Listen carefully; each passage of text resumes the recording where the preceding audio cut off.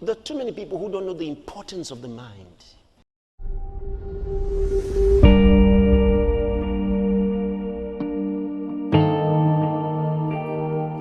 The mind is a massive tool for our benefit. That mind is like the rudder that directs a ship. See, for your spirit, your mind is so important.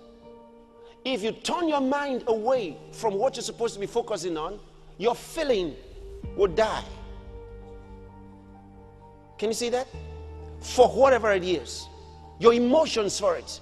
You need your emotions, your feelings, everything must come together, and your mind is responsible for doing that. So you start by channeling your mind to your purpose. You set your mind. Your mind helps you channel all the forces of your spirits in the direction of that focus. So you use your mind, you set your mind.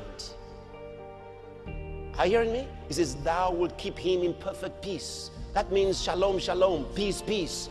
Whose mind is stayed on thee, for he trusted in thee. So God's going to keep him in perfect peace, the peace of prosperity. The man whose mind is focused on him. So you have to focus your mind. You know, some people are fasting, and instead of focusing their mind during their fast, they are thinking about everything else. That fast is useless. You see, why? Because the spirit was not coordinated towards that goal and purpose. See, but if your mind is disciplined, you use your mind to direct yourself. Your mind, you need it. So you focus it, you focus your mind. Now, if your mind proves a little difficult by going this way and that way, there's another tool that has power over the mind. It is your tongue.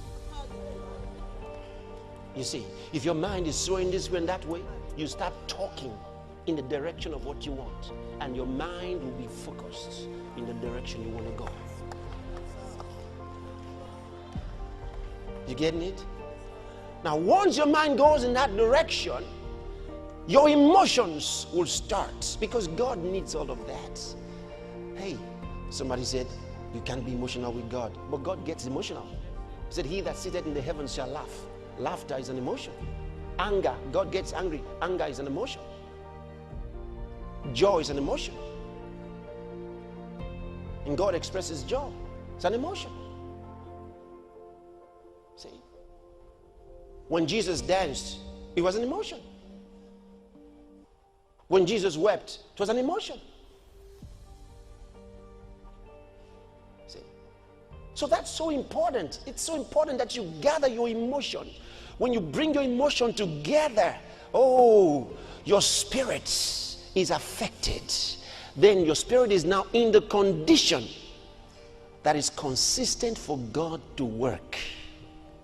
You are now in the position, the situation where the Spirit of God can minister to you in a way that you can receive and keep.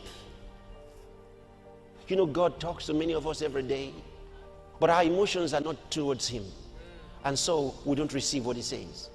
We might even think, oh yeah, I think I heard that. I thought God talked to me. But as long as your emotion is not toward him, it makes no difference. It has no power over you. It doesn't work for you. But when he can speak to you, then your emotions are channeled toward him.